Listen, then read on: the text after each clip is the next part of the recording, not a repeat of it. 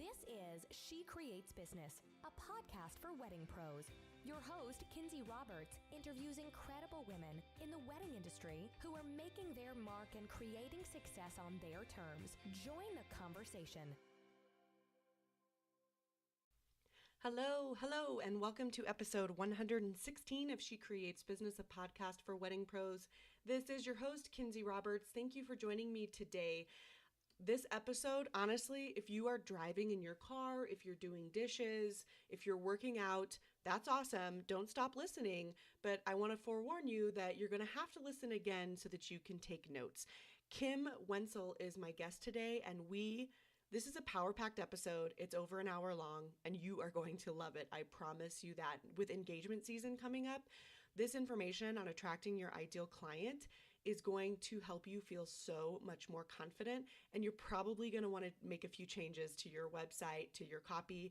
You'll hear me say in the episode, I actually had a hard time transitioning because I was kind of embarrassed about my own website, and I'm not usually like that. I'm pretty good on the show and interviewing, and so I even just said, I'm sorry, I don't know what to say because I'm mostly just embarrassed right now.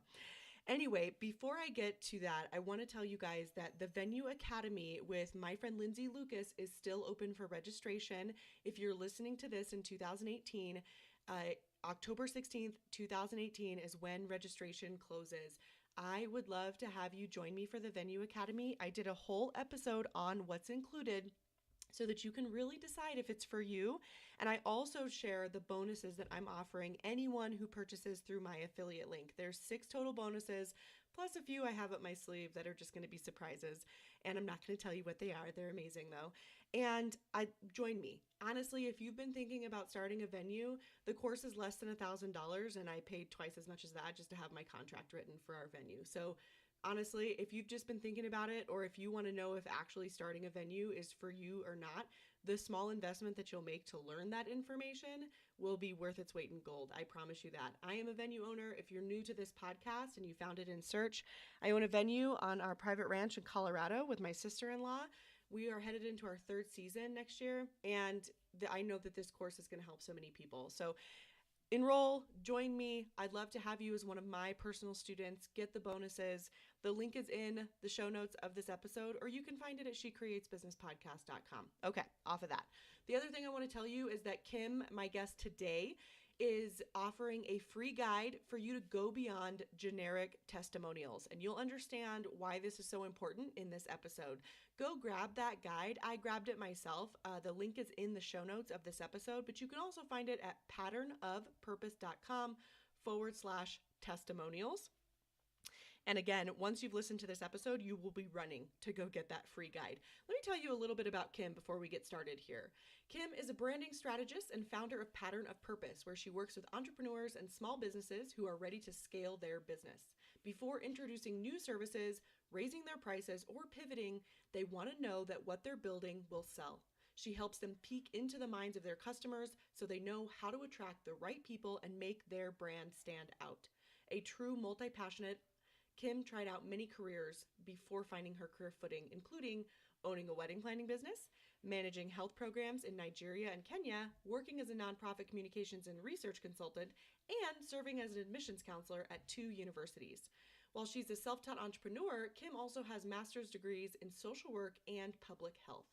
She lives outside of Washington, D.C. with her 2 kids, husband, and the most lovable rescue dog you have ever met. When she's not working on her business, she can be found heading for the mountains, desperately trying to escape city traffic. Well, surprise, Kim, I live in the mountains, so if you want to come to Colorado, you sure can. All right, you guys, without further ado, let's go to the show. Here is Kim Wensel of Pattern of Purpose talking about 6 very actionable steps you can take to attract your ideal client. Let's go. Kim, welcome to the show.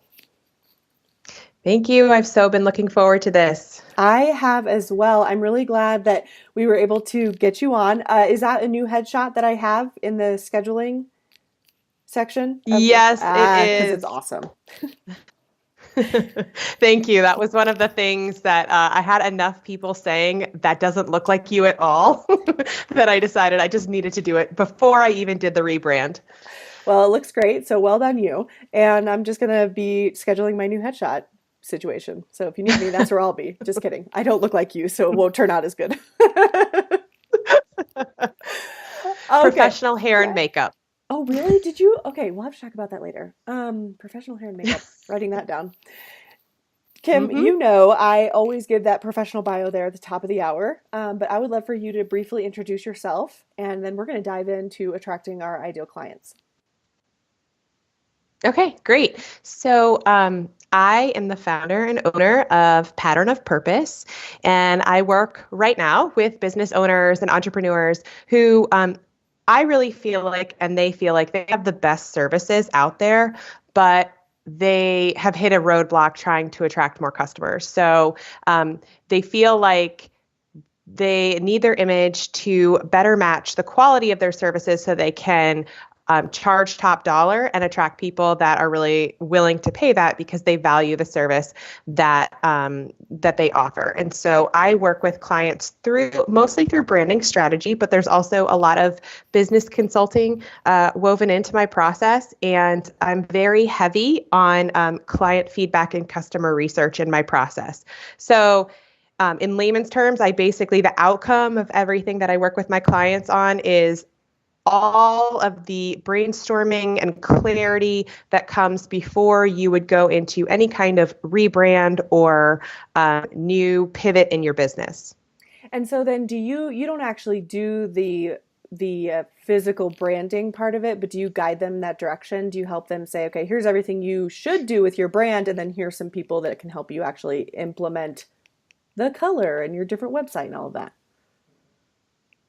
Yeah, exactly. So more and more, I am actually partnering with creative designers. Oh, cool. So that when I am ending with my clients, right? Like, so when we end together, they do have a very clear strategy. I have a brand guide of this is your positioning statement. This is who your customer is, their persona. These are your content areas to focus on. And so they have basically everything that they would need to hand to a designer. But I also do offer the option to kind of partner with them through the creative process, because for a lot of business owners, that is so overwhelming. Like the stuff that you need to get started in a proper branding process is so much.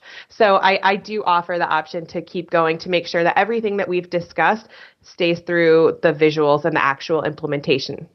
That's awesome. Yes, it's so overwhelming. I'm just thinking to myself, I would just say, could just do this. Do this for me. Yeah, exactly. And I do have some clients they say that they're like, I want to do my thing. I want my new image to be updated, but I don't want to have to do all the pieces. And I'm very happy to do that. Oh, that's cool. And I just wanted to clarify, when you said that you are heavy on client research, what does that mean? Mm-hmm. So my focus, and I would say my niche or niche, however you say it, I was actually joking with my husband tonight. I was like, what do you say? Because I hear people say it so differently. But my niche is really focusing a brand, not just on what we want to say, what we want to be known for, right? What we love doing. Because in the end of the day, we sell because of how we connect with what our customers are looking for. Right. So what I do with my clients is I actually do in-depth interviews with their past customers to figure out, okay, so what drew you to this person or business? What surprised you about working with them? What did you feel like they brought to the process that nobody else out there brought? At the end of the day, how was your life different, better, easier? And so getting these questions that I think a lot of times as business owners we're guessing about, or we're kind of operating on assumptions, I'm getting that concrete proof to then bring back to the business owner and say, okay, so we talked about your perspective. Now let's match that up with what your customers see. And a lot of it is reinforcing kind of those gut feelings, but some of it is really powerful and saying, oh, wow, I never thought of that. And a perfect example is I was working with a client recently, and she provides blog content for other entrepreneurs. And one of the things that her customers were saying is actually, her website's really hard to get her around. And we weren't even talking about her website. This came up organically.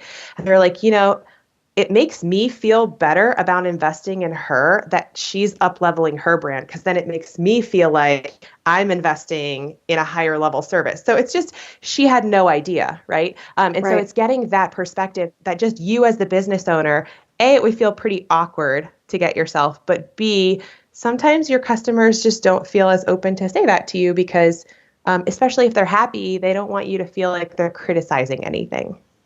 Definitely. Okay, that's so brilliant. You're the first person I have ever heard who actually conducts these client feedback interviews yourself. Mm-hmm. That's interesting. That's brilliant because it's true. And not that I would be mean or anything, but it is harder for me to give feedback to folks because sometimes we're not accepting of even just constructive, helpful criticism, but it's helpful for me to be able to articulate it through someone like you because I know I'm not talking directly to the person. So I can be honest. And again, just constructive, not mean, like who cares about what those people think? But just, it's helpful to articulate it through a third party who's there to help and to operate it, you know, to kind of filter it through the appropriate branding lens. Yeah, for sure. And all of my interviews that I conduct are anonymous. So I'm doing them with a group of customers. So I always say, I may pull a quote from you, but it's not going to be attributed to you. So I think that makes people feel a little more at ease. And honestly, most of the people I'm talking to, I mean, if my client is saying, talk to this person, they're probably a happy customer, but we all say we want feedback. And every time we get feedback, I mean, the natural reaction is like, oh, that hurts a little bit, right? And so it does sort of soften the blow to not have a name attached to it or hear it like person to person and really think that that might be reflective of poor quality of service or they weren't totally satisfied with what we said we would deliver on. It's just easier, I think. It is easier. That is so, okay, let's move on to the actual topic, but this is really cool. Okay, I have 100 questions. We'll talk about that offline. Great. We're talking today, as you guys can tell from the title of the episode, we're talking about attracting your ideal client, which really everything that Kim does feeds directly into that. So I know that that information was valuable. And really quickly for you listening, I just want to tell you that I think there's a little bit of a delay on the recording. So if Kim and I sound weird, like I say something and it takes her a second to reply, it's because there's a bit of a delay, but you know, we're not actually that weird. It's just a delay in the recording. I mean, we might be, but it's mostly just a delay. Who knows? Anyway, I just wanted to put that little disclaimer in there, but sound quality should still be great. And if it's not, let me know. Okay, let's talk about attracting our ideal client. Kim, when I emailed you and I said that I was so excited about this topic, one of the things, and we kind of chatted up for a second about this offline, one of the things that really frustrates me about people talking about this is it's really hard to get, what is the word? Like tangible, tactical information about how to attract your ideal client. It's like, I'm so frustrated with people saying, attract your ideal client, charge what you're worth. Neither one of those are action items.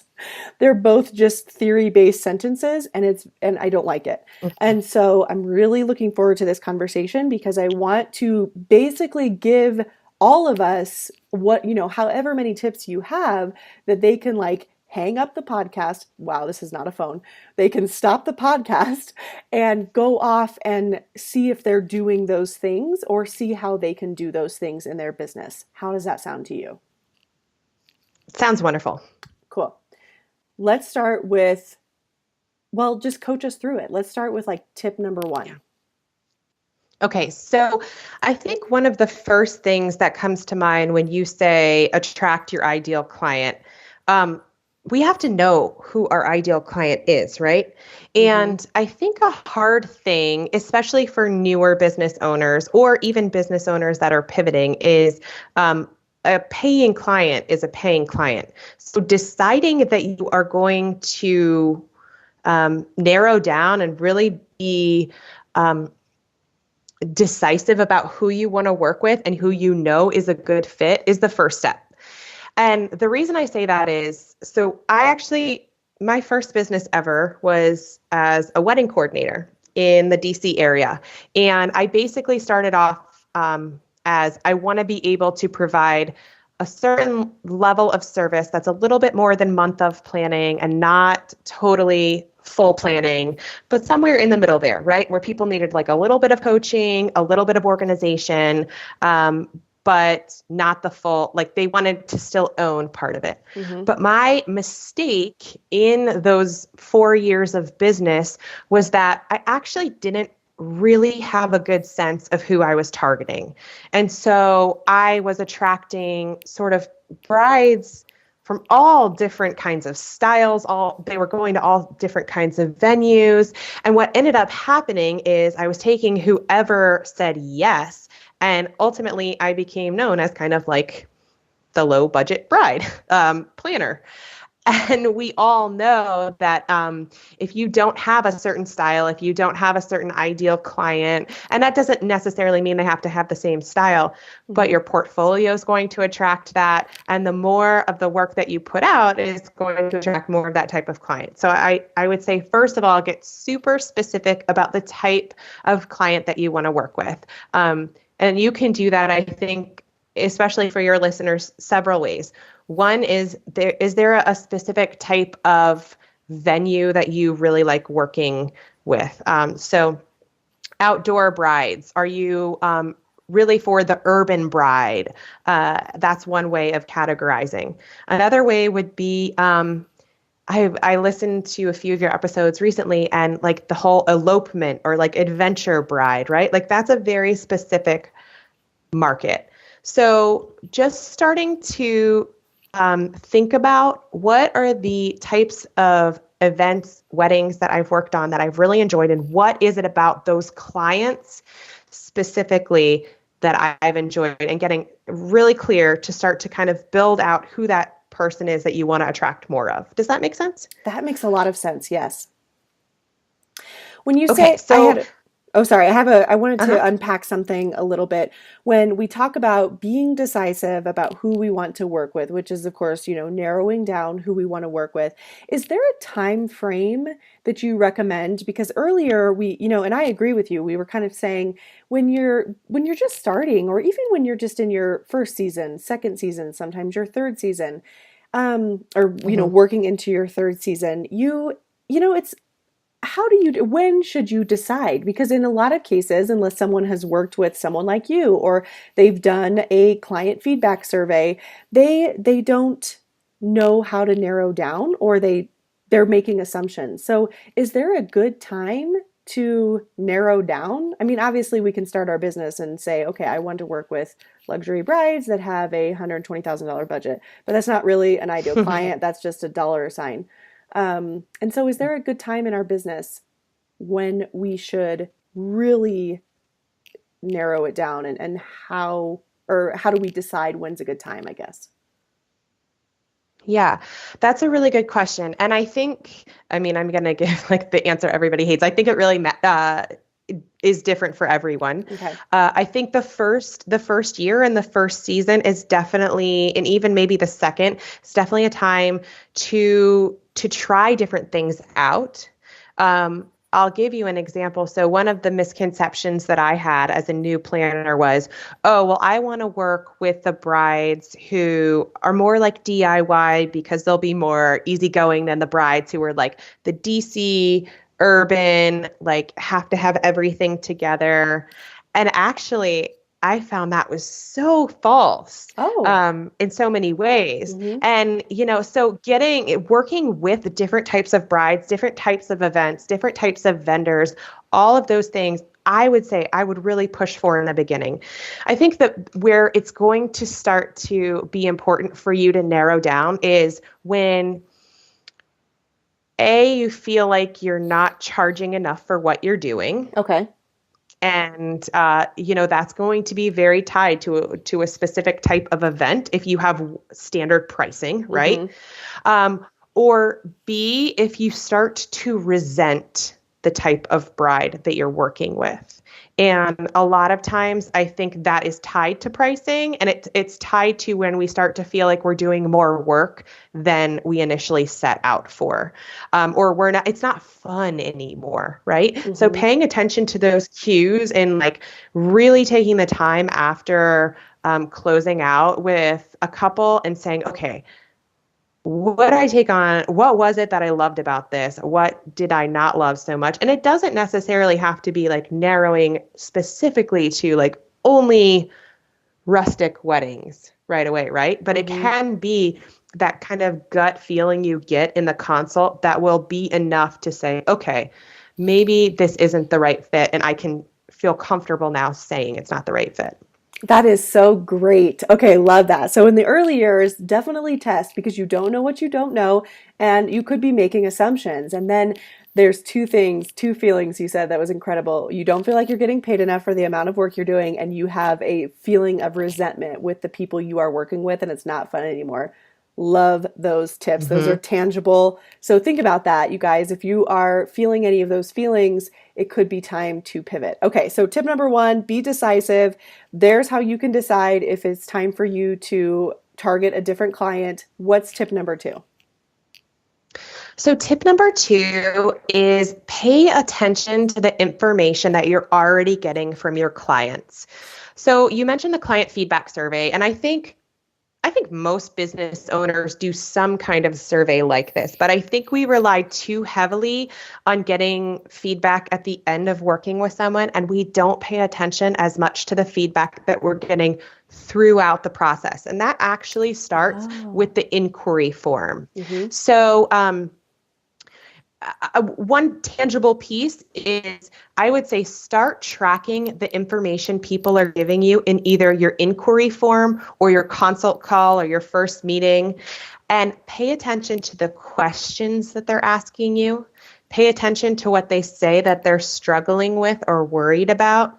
Pay attention to what they say that they're really desiring out of working with you. And those are all going to be really good clues on why they're attracted to you in the first place, and not just like the how did you find me question. While that's very important, it's also important to know what was it behind this person's decision to actually reach out to me. Because that's going to start being so powerful in understanding how to attract more of those same types of people. So I would say from the very beginning, start to systematize it, even if it's just a Google Doc. Start writing down tracking or Google Sheets, like an Excel sheet, because over time, you're going to start to see trends. And that kind of, if you don't mind, leads into number 3, which is look at the words that people are using to be attracted to you, and either switch the way that you're talking about yourself, either to your couples, to your vendors, or on your website. Or if you are attracting the right types of people, use more of the words that they're using about why they were attracted to you in your copy. And this is a big concept. So I want to pause here just in case you had any questions or you feel like listeners might be a little bit confused. I do have a follow-up question that relates to tip number 2.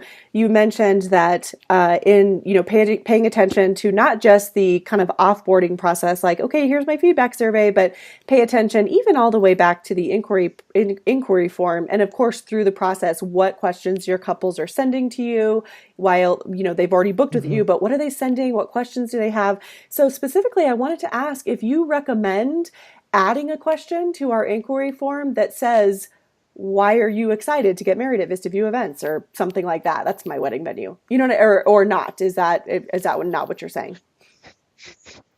Yeah, no, it is. And I actually am I'm a huge proponent of having quite a lengthy inquiry form. Okay. And it doesn't work for everyone.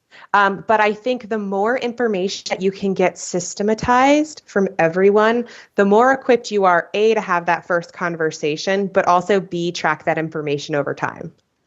Ah, so cool. Okay, that's the only thing I wanted to unpack a little bit. So tip number 3 that we're at now is look at the words that folks are using. If you are attracting the right clients, start using that verbiage in your copy. Yeah, so this is, I mean, I've heard more and more people talking about this recently, but I also see a lot of people still not sort of operationalizing this in their business. So writing copy to attract your ideal customer, especially on your website, but even through your marketing materials, your blog posts, I think our instinct is to write about why we're so passionate about what we do, right? We're in the wedding industry. Like, it's all about love. We love what we do. I mean, if you don't love what you do, it's going to be hard. Like, the wedding industry is a tough industry to be in. We work long hours. It's kind of a grind sometimes. So your heart and your passion really has to be in it. But that is not the only thing that's going to sell you in attracting your ideal clients. It really has to be about them, and it has to be understanding where they are now.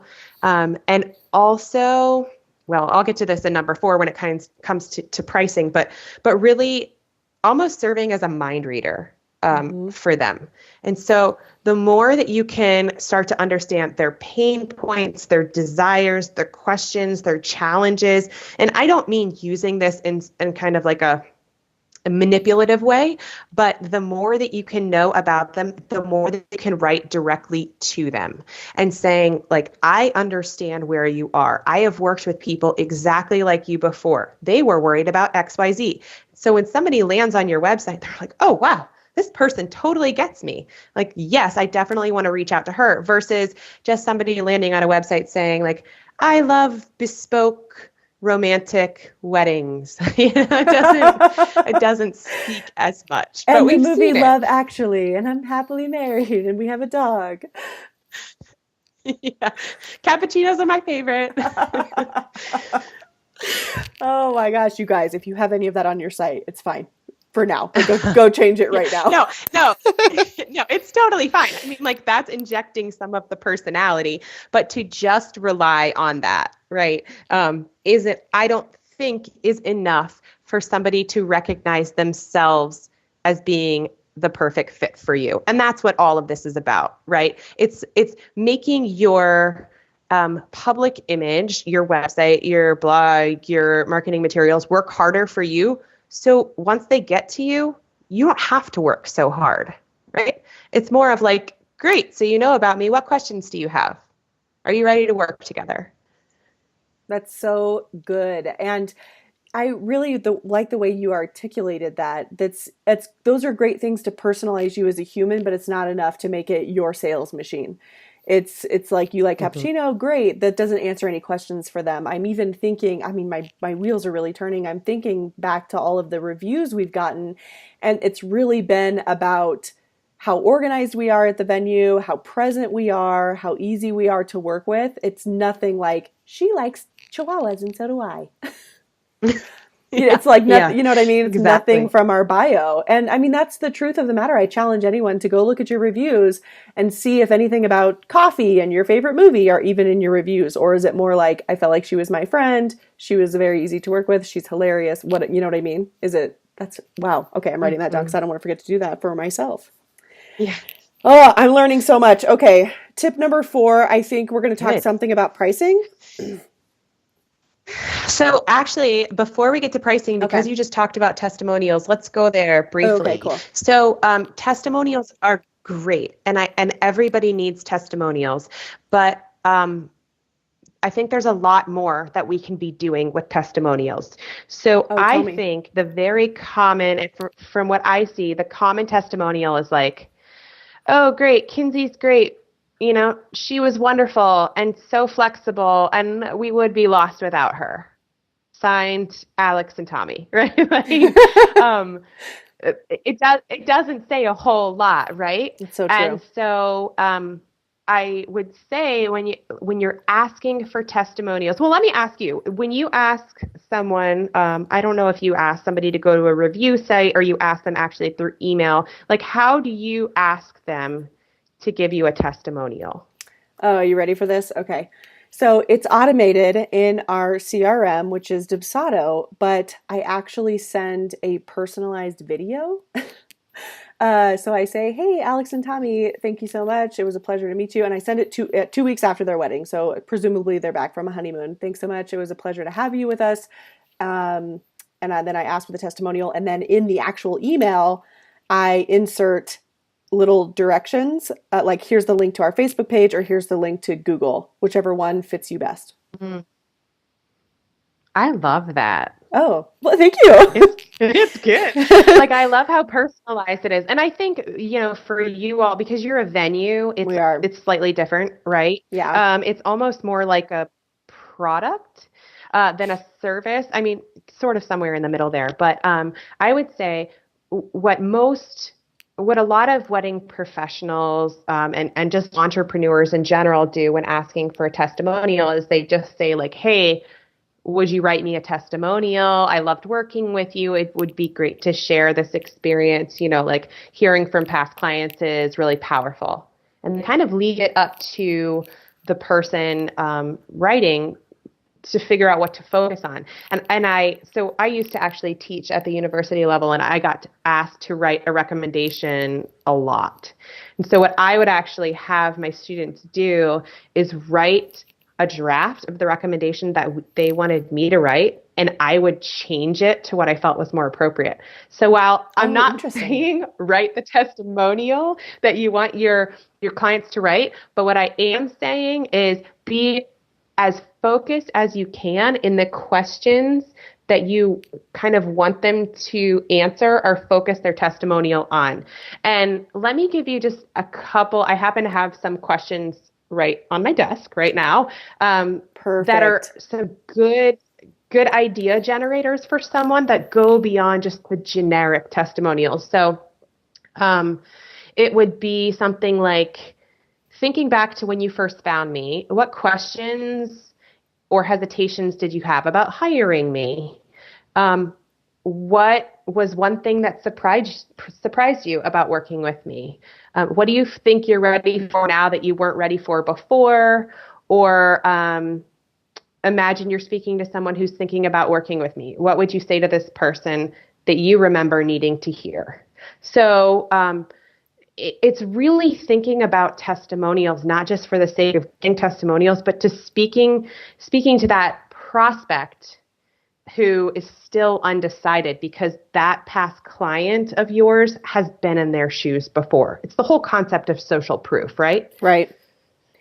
I love that. So I have a quick question then. Do we send so I don't ask pointed questions. I am the person who just asks. I mean, it's very personalized, but I am the person who just asks for, I would love it if you would share a testimonial, if you enjoyed our service, whatever you liked about it, or whatever. So I leave it up to them to write it. So I wonder, are you saying like I should create a type form or a Google form and ask these pointed questions and then I basically put the review together from their questions, or, then I can just, extrapolate the sentences that I like from all of their answers to these questions? Like, should we, instead of sending them to Facebook or, you know what I'm saying? Like, how do we get those reviews on Facebook? How do we get the answers to a lot of these questions? But then how do we put it on those sites that are really important when people are searching for us, like Google and Facebook, without just sending them there? Yeah, so I think because you have a great system in place already, you could just in your video say, some of the questions that people have before they hire me is XYZ. And so if you could think about the hesitations you might have had before booking with us and what you loved the most about having your wedding here. And maybe one thing that surprised you that you didn't expect beforehand. I would love to know some of those things as you give us those reviews, because the power is in the details, right? And I just loved working with you so much. And so as specific as you can be, I'd really appreciate it. So it's really just trying to get them to be more specific. And for you, especially if you know that there are areas that your prospects need a little bit more of a push with, asking your clients to focus on those areas or just think about those areas as they write their testimonial or review, that's the whole point of it. Brilliant. That's brilliant. I was just, okay, so actually ask, okay, so for folks who don't, I don't know a lot of people who ask for testimonials in the way that I do via video. For the folks who are using text or using an email, and by text, I mean, I'm sorry, like actual copy in an email, do they just do the same thing, but with text? Like, if you could touch on these things or, think about these questions, or is that what is that what you recommend? Exactly. And Okay. then that gives you the power to either use the whole snippet or just take a sentence or two, right? Because maybe you just want a testimonial on your sales page, and maybe you want a sentence, somewhere else. And that gives you the flexibility. You don't have to use everything that somebody sends you back in email, right? But it does give you the flexibility to pick those amazing points that somebody shared with you. Oh, that's good. And so this is, I just thought of this, and this might not be in your wheelhouse, but I feel like you probably have some recommendations. Are there, just really quickly, since we're talking about testimonials, are there one or two places, aside from, of course, it's on Facebook or Google, is there one or two places you really recommend to your clients who are going through rebrand, put some testimonials, like key places on their website or anything like that? Yeah, for sure. So I think your services or sales page is a must. Okay. And then the other, this isn't necessarily on your website, but I've been seeing some people do it recently, and I think it's really powerful. It's sprinkling it in your social media and just having a very short sentence as your post, kind of like a branded post, but it's a soft way of promoting yourself, especially for those of us who don't love being like, hey, guess what? Wedding season's coming up, or I have this many spots available. It's more saying look what other people have had to say about working with me. And then you can just have it, I'm thinking about Instagram, right? You can just have one sentence that's super powerful and sprinkle those in your feed. And so it's helping your content keep up to date, but also it's that social proof factor of I've worked with other people, they've been happy, and it's addressing something that you might be thinking about yourself as you're thinking about planning your wedding. Okay, so good. Testimonial, sales page, of course, sprinkling it into social media. That's fantastic. Sorry, I just moved away from the mic, so you probably couldn't hear that. Because I heard everything. I'm taking 100 notes. Okay, I can't remember if we were still on tip number 4 or if we bled into another one, but next tip, if you will. So next tip is pricing, right? Oh, that's right. And pricing. this is, I think this is where we all get stuck, Yes. even if we know we need to be charging more, because it feels emotional a lot of times, especially when, in the wedding industry, when we know people are they're paying a lot. And so it feels like, oh boy, are we going to really ask them to pay this much more, knowing of all these other things that they're paying for? And so what I want to say to that is, it goes back to, you need to have fun doing what you do. And if you're not charging enough, because I know a lot of us we invest so much of ourselves into our clients, and we over deliver. But when we're undercharging, there becomes a point where it's not fun. The resentment starts to build up. We start wondering if it's ever going to be sustainable enough to grow. Right. For people who are doing it as a side hustle like I did, I'm like, is this even worth it for all of my weekends, right? Right. To barely be turning a profit.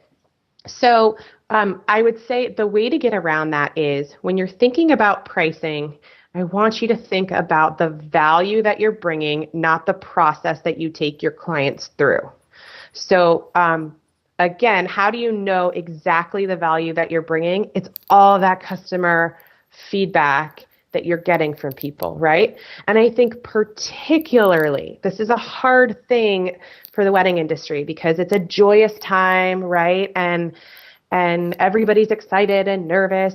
But I think the hard thing, especially for folks in the wedding industry, is getting couples, families, whoever your client is, to understand everything that's involved before they've ever been exposed to it before. Because for many people, this is the first time that they've ever been married. Right. So I go back, I have like this anecdote that it's burned into my mind. I remember it was a Thursday before a Saturday wedding, and it was 10 o'clock at night. And I was on the phone with a bride and her dad as they're arguing for an hour. No. And I just had the thought of like, she never would have believed that it was going to be this stressful, right? When she first signed with me back however many months ago. And so and I think it can be, letting people know the value that you bring without being painful about it, right? But just saying all of the things that you will help them avoid by working with you. And so it is dropping in certain examples like that, but it's just letting them know that it's giving them a peek into the future that they might not have any clue that they would face if they didn't work with you. And every single person listening to this podcast has that one specific thing that they just excel at and are better than anyone at. And it's that unique value, really drilling that home when talking about value-based pricing versus just like the dollar amount. So it's shifting, right? It's taking the emotion out of it, but really using your customer feedback to understand what the true value is. Not just like, I'm great, I'm hardworking, I'm going to do this so amazingly for you, but really being specific about, I'm going to get you from point A to point Z easier with less time and with less stress. Yes. And so, I'm thinking of planners specifically right now, and this, better than I do, but I'm thinking of planners where helping them understand that literally at the end of the night, you can drive away and not have to worry about anything, instead of saying, I'll pack your car for you. Exactly. Yeah. And there are the little things, right? You're the expert. You know what's coming. Your clients don't. And so it's helping to educate them too, in a way that it's not about the price. Like usually, I was thinking recently, I was thinking about 6 years in business now. What are some of the lessons that I wish I knew? And one of the things was, it's almost never about the price. When somebody has an objection, it's almost never about the price. Sticker shock happens at $10 and $10,000, right? There's usually something deeper and usually it's people just don't have enough information. So your job is to provide them that information. And I think the best way to do so is by using feedback from your past clients and examples from your past clients, so that it's not just you saying it, it's other people backing that up. And so how can we so let's say we have that information, like let's say we've done valuable client research surveys, we have information, but we don't know where to put it. Aside from us, when we are having our consultation with our couples, where are some strategic, I mean, of course, testimonials like on our sales page and all of that, but truly, what are some other things what are some ways we can help educate our clients before we have to sit down? And so it's not just us saying, well, Alex and Tommy said this about me. Yeah, exactly. Well, I think just getting back to the way that you're talking about your business and your services, write directly to the people, right? Okay. Use the words you. Okay. So you're actually speaking to the person. And then it's sprinkling in, it's actually saying, I will do this for you, so you don't have to worry about X, Y, Z. Just like I did for my clients when this happened and this happened, but they didn't have to worry about it because I was there. So it's kind of sprinkling in the examples of clients. I think case studies are amazing, and there's a better way to use the word than case studies, because that's kind of like, I don't know, sterile and corporate. But it's like this person had this budget. I think it's really powerful to, and again, you couldn't use their names, right? Right. But around this budget, and like they were struggling with this, this, and this, and these are the areas that I helped them with, and like here's what they had to say about working with me. And so the more that you can kind of map that out, whether that's in, what I'm a huge fan of recently is any kind of document that you can provide someone that it's more than a services document, but it's like almost infusing case studies in there so that they get the human element of it too. That would come before you actually sit down and meet together. So in terms of a system process, they would inquire, they would get shot this PDF about working with me, right? And that's where you could have that cute personality coming out about who you are, what makes you different. Also some examples of your work, throwing some additional photos in there. And so people are warming up and understanding throughout the process. And it's not just that having all this customer feedback and just using it on your website and then being done with it. Okay, so you're saying, as far as this PDF, you're saying insert these case studies, don't call them case studies, but like insert these real examples. It's very collegiate of you, Kim. And I see what you did there. But insert these case studies into your, everybody calls them kind of like the wedding experience guide or your experience guide or whatever it is, we do. Or your bridal guide, whatever you guys are calling it, put those in there as well. Is that what you're saying? So it's like, here's my FAQs. Yeah, here's it is. Here's my investment sheet, but also like, here's this great story from Tommy and Alex. Because we're dying to get a glimpse into what we don't know as consumers, right? There's a certain level of trust, especially when it comes to something so personal like a wedding. Yeah. And the more that we can look to other people to validate our decisions, the easier it's going to be for us to follow our gut, right? And ultimately, somebody's finding you either from a referral or from, Wedding Wire or your website or whatever, and then they're getting something more about you and the people that you've worked with, and then they're talking to you, and all the while they're starting to feel more and more like this is the person I need to work with. You're just giving them that extra proof they need to say, okay, yes, I'm totally in.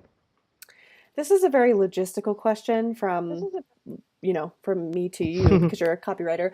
When you are inserting you mentioned back at the beginning of the episode that you do these client research testimonials anonymously. So when we are inserting these testimonials and these stories into our brand, for instance, a specific example is into these guides, but we're not using their names. Is that right?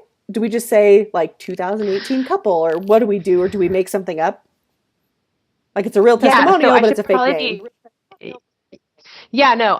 So I should probably have been a little bit more clear. So when I was talking about doing the research on my client's behalf, that was actually more feedback on their services and what they enjoyed about them, right? It wasn't actually a testimonial request. Most of the time, actual testimonial requests are coming from the business owner themselves. And I would just say, always ask for permission to use their name, and a photo is great, right? But I just say, if you're going to use their name and photo, any information. So the example that I used was if you said, their budget was this much and they had their wedding here, just always make sure you clear any identifying information with them first. Most of the time they're going to say, sure, no problem. But I just think it's always a good idea, because the last thing you want to see as a customer is your name and photo popping up somewhere that you didn't approve. Ah, brilliant. Okay. And yes, you did. Yeah, I mixed those two up. Love it. What else? Okay, we've done 5 tips. We just covered pricing.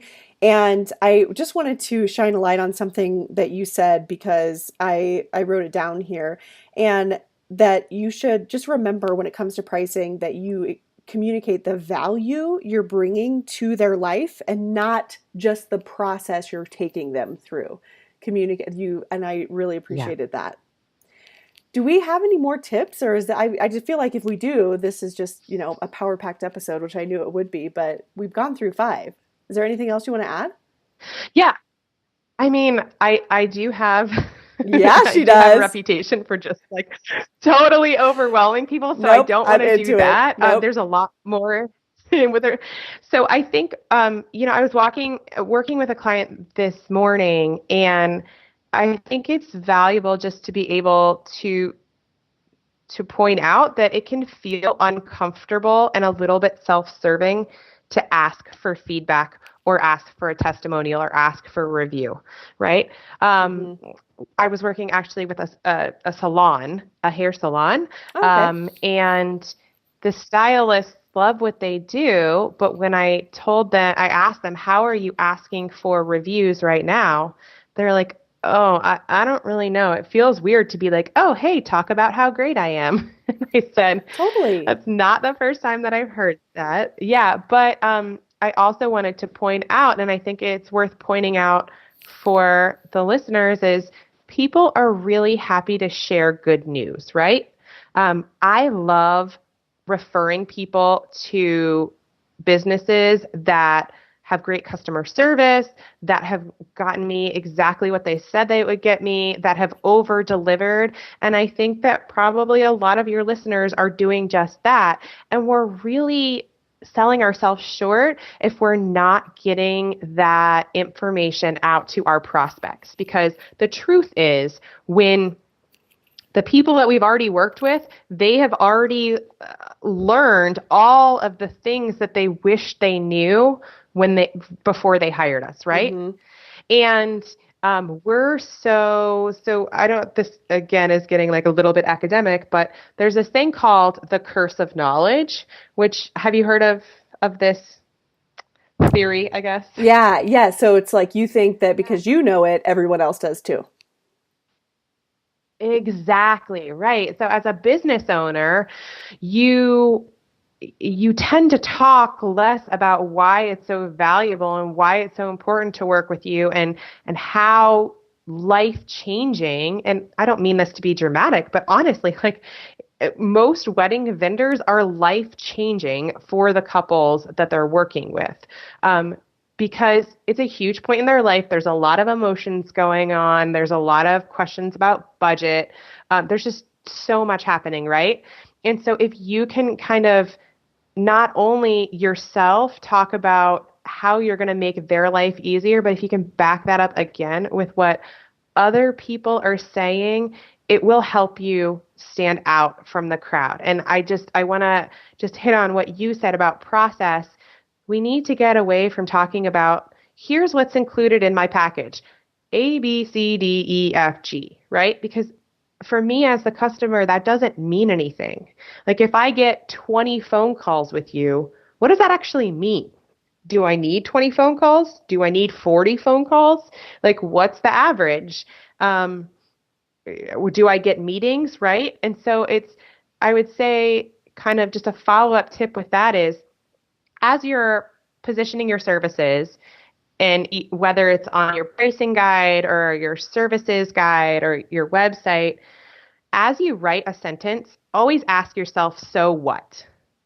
And that, if you've answered, so what, right? Like an easy one, just a planner one. Like I will be there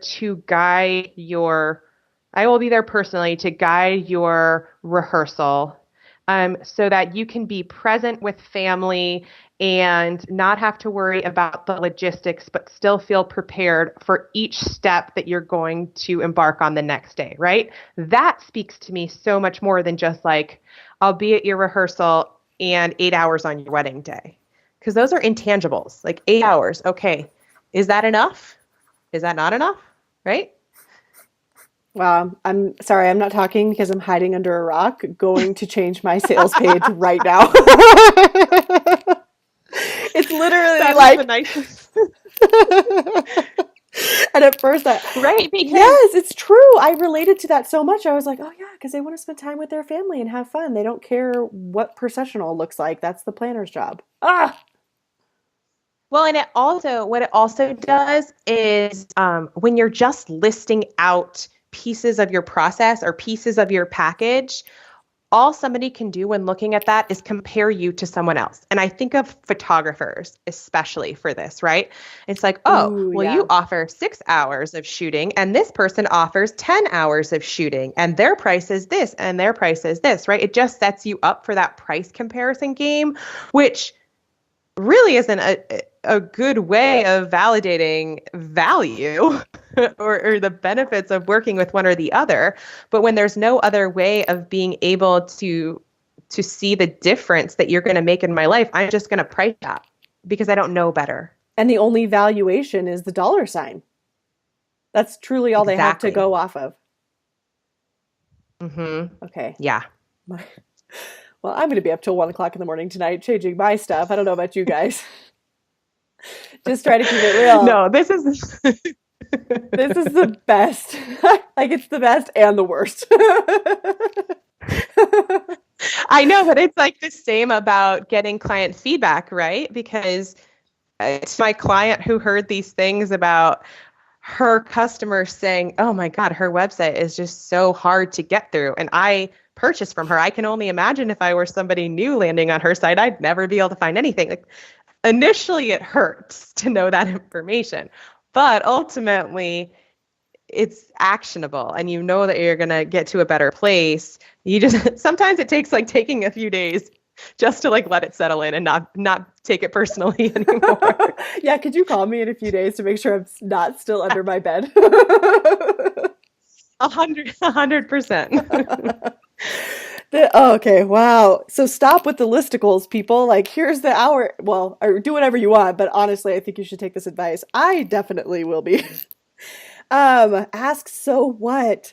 Wow, that's just so basic, but so freaking brilliant. I can't get over it. I wrote it so large on my paper here. That took up the rest of my podcast note space. Sorry. Okay, I'm just so embarrassed right now, actually. I'm never, usually on this podcast, I mean, we're at like over 100 episodes, and I'm usually pretty good at going into the next part of the conversation, but I'm mostly just embarrassed thinking about my sales page right now. I mean, but listen, right? Like, I work with people who have had businesses for years and years, right? And they're just addressing this. And to be quite honest, you can be pretty successful without implementing these tips. You can, there's no doubt.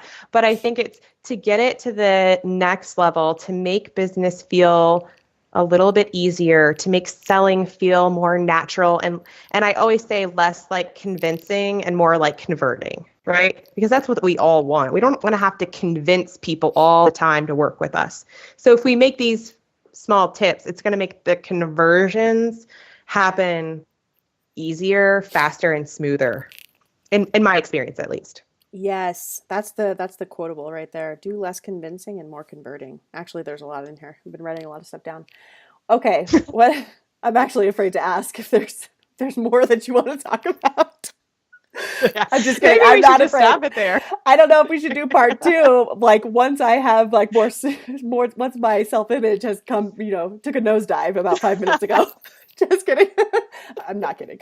Okay. I just want to recap kind of what we've chatted about, because this has been this has been a lot, and you really delivered. Wow. I really said at the beginning, I just said, I'm so sick of non-tangible information, and you really just literally punched me right in the face, and I am into that. So we talked. No. Yes, I loved it. This is so good. It's actually helpful information, and I guarantee there's not one person on this podcast right now thinking, "Oh, I know all of that and feel great about it." Bye. And I think that's how we should all be, right? We should always be learning and growing and getting better, and that's the point of this show. But okay, so we talked about being decisive with who you want to work with, how you can decide, so get specific, and in the early years, try stuff out so that you can make these decisions. Don't be afraid to test. And once you're starting to feel a little bit of resentment, you feel like you're not getting paid enough, then it's time to evaluate that ideal client.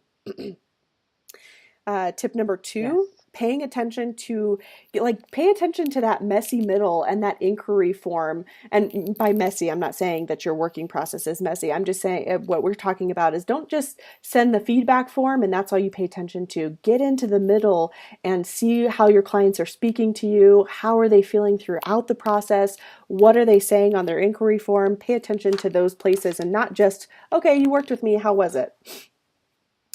Tip number 3, look at the actual words folks are using with you. If those are your ideal clients, incorporate those into your copy. And if they're not your ideal clients, what are the words that they're using? Where's the confusion happening?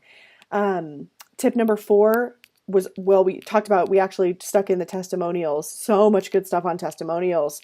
Guide them through what you want to know from them. Ask them leading questions so that they give you actual valuable feedback and not just, Kinsey's flexible, she's amazing, don't know what I would have done without her. The power, and Kim said the power is in the details, so get the reviewers to be specific. That's your goal. A couple places you can put testimonials on your sales page, sprinkle it into your social media. We talked a lot about pricing and how we need to get people to understand the value and not just the process. I will be changing my sales page right after this call and ask, so what? You do this thing, so what? What does that mean? What is it? Why did they care? How did I do? Oh my gosh, I think I need you as my walking billboard. I will. I'm not kidding you. I was like turning over my notebook. Yeah, I took so many notes. This poor little pen is actually dying. It's a cute little Sharpie, but it's like, kill me, I'm dead. So yeah, less convincing and more converting. So convert on your site and stop trying to convince people to work with you. Convert them into clients. This was amazing. Yes. I am so happy with this. I'm so happy with all of this information. I cannot tell you, this is the most comprehensive. I mean, we started out just talking kind of like ideal client, and we dug into so many different parts of our business that actually feed into this beast of sales and having a thriving, viable business. Thank you, Kim. Seriously, from the bottom of my heart, thank you. This has been a great episode. Yeah, you're wonderful and so great to talk to. And I hope this is helpful, at least a little piece to everyone who listens. It will be. Please, if you would, tell everyone how they can find you and how they can work with you. What do you do? Where are you online? So I am at patternofpurpose.com, and how you work with me is up there. I'm mostly on Instagram in terms of social, and I'm actually at Kim Wensel, Wensel there. It's kind of a peek into my personal life and work because, we're never one or the other. I figured, right. Why not just blend them both?